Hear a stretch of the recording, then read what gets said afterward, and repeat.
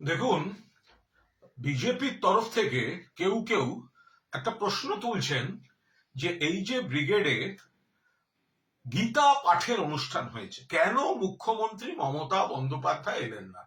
তার মানেই হচ্ছে তিনি হিন্দু নন বা হিন্দুদের সঙ্গে তার দূরত্ব আছে।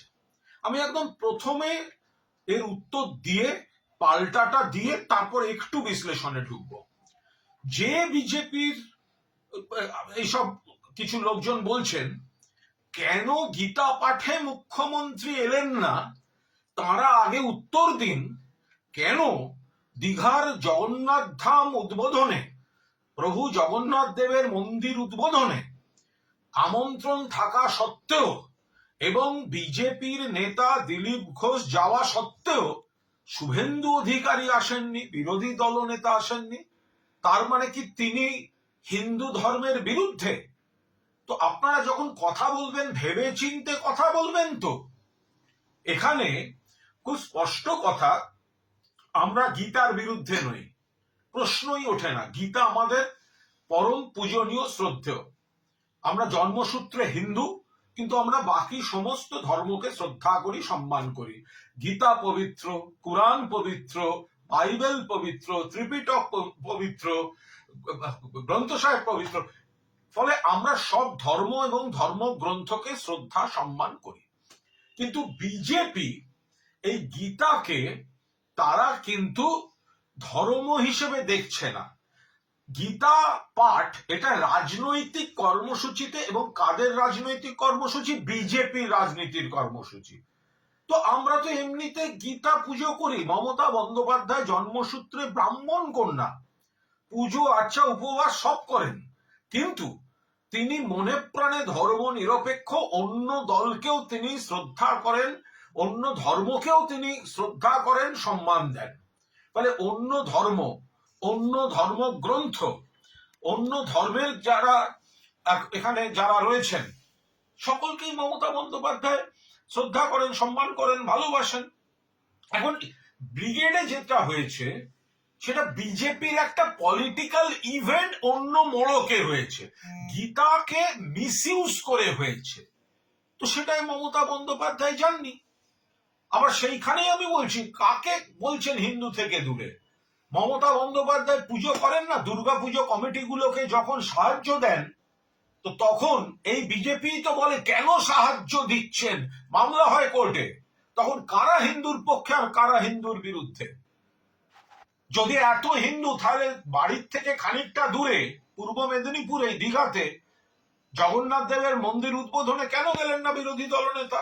দিলীপ ঘোষ তো ছিলেন বিজেপির নেতা, তাহলে কেন যাননি? মাননীয় মুখ্যমন্ত্রী খুব সুন্দর উত্তর দিয়েছেন যে আমি বিজেপির, এটা যদি বিজেপির কর্মসূচি না হতো, যদি নিরপেক্ষ কেউ করতো, যেতাম। কারণ এটা বকলমে বিজেপি সবাই জানে উপস্থিত কারা কারা অর্গানাইজ করেছে, কিভাবে করেছে।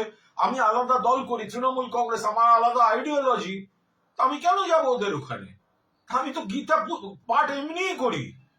তো সুতরাং আমি ওখানে বিজেপি সার্টিফিকেট লাগবে নাকি মমতা ব্যানার্জির? ফলে যে বা যারা এই ব্যাখ্যাটা দিচ্ছেন তারা মনে রেখে দিন, এই বাংলায় মন্দির বা মন্দিরকে কেন্দ্র করে পর্যটনের উন্নয়ন মমতা বন্দ্যোপাধ্যায় করছেন না। সংখ্যালঘুদের জন্য তাদের যে ফুরফুরা শরীফের উন্নয়ন বা অন্যান্য যা যা করার, এপাশে ওই আমাদের বেশ কিছু খ্রিস্ট ধর্মের যারা রয়েছেন তাদের, এগুলো সব ক্ষেত্রেই মমতা বন্দ্যোপাধ্যায়। কিন্তু এবারের খেলাটা হচ্ছে অন্য। এবারের খেলাটা হচ্ছে অন্ন, বস্ত্র, বাসস্থান, শিক্ষা, স্বাস্থ্য, এর থেকে নজর ঘোরাতে দুটো বিষয়। এক, মমতা বন্দ্যোপাধ্যায় সরকার ঢালা উন্নয়ন করছে। দুই, কেন্দ্রীয় সরকার বাংলাকে বৈষম্য করেছে, অপমান করেছে, মানুষ ক্ষিপ্ত। এর থেকে নজর ঘোরাতে এক পক্ষকে দিয়ে উগ্র হিন্দুত্ব, আর একটা পুতুল নাচিয়ে সুতো টেনে উল্টো দিকে অন্য একটি ধর্মকে দিয়ে সেখান থেকে, আপনি ভাবতে পারেন হুমায়ুন কবির, তার পূর্ণ অধিকার আছে, তিনি কোনো মসজিদ তৈরি করতে পারেন। এই বাংলায় কোনো ব্যক্তি বা ব্যক্তিবর্গ তিনি মসজিদ তৈরি করতে পারেন, মন্দির তৈরি করতে পারেন, গির্জা তৈরি করতে পারেন, সব করতে পারেন। বাবরি মসজিদ নামটি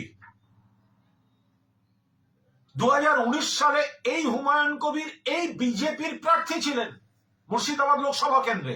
কোন বিজেপি? যারা বাবরি মসজিদ ভেঙে দিয়েছে। তাহলে আপনি বিজেপির প্রার্থী হলেন কি করে?